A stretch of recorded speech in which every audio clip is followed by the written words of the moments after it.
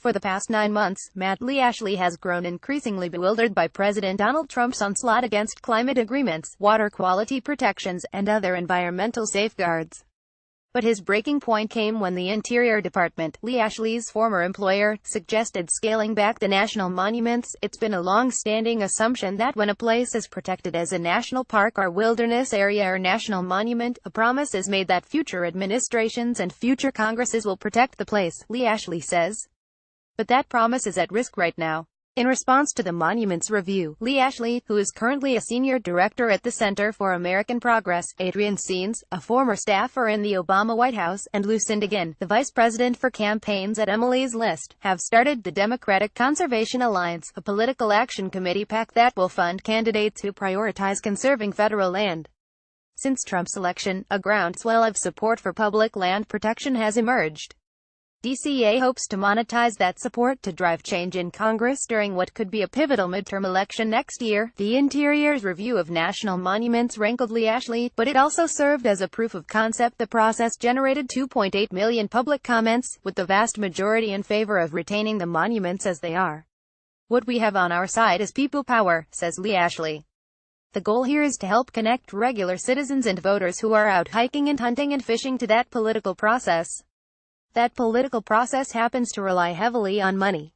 Extraction industry PAC spent $16.6 million during the 2016 election cycle. Environmental and conservation groups contributed less than a tenth of that.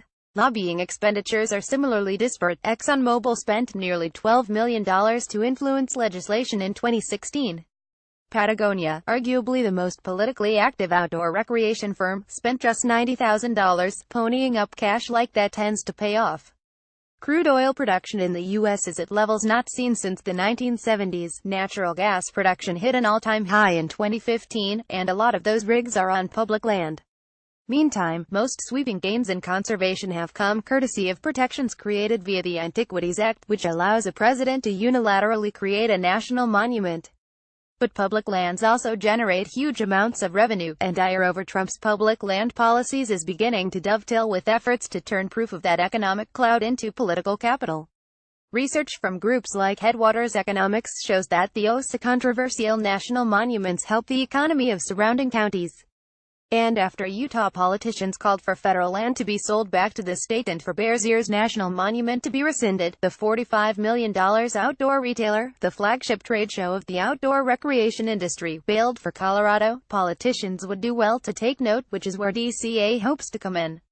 Since corporate lobbying and campaign finance among public land stakeholders is so lopsided on the national scale, the PAC's leaders hope to make a difference through targeted campaigns at the grassroots level. LeeAshley says the board hasn't yet picked races to target their candidates to fund, but it will exclusively assist Democrats in 2018.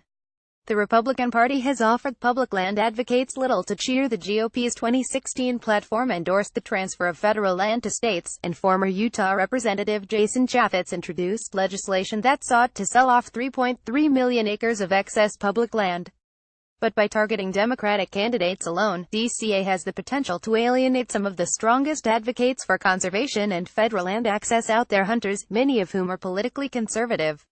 Chaffetz, after all, pulled his bill after being castigated by hunters. He even announced the reversal in Instagram post donning camo and hunter's orange. LeeAshley hopes that passion for public lands as an issue that might flip disaffected Republican voters. "There are conservation voters out there, and many are sportsmen," he says.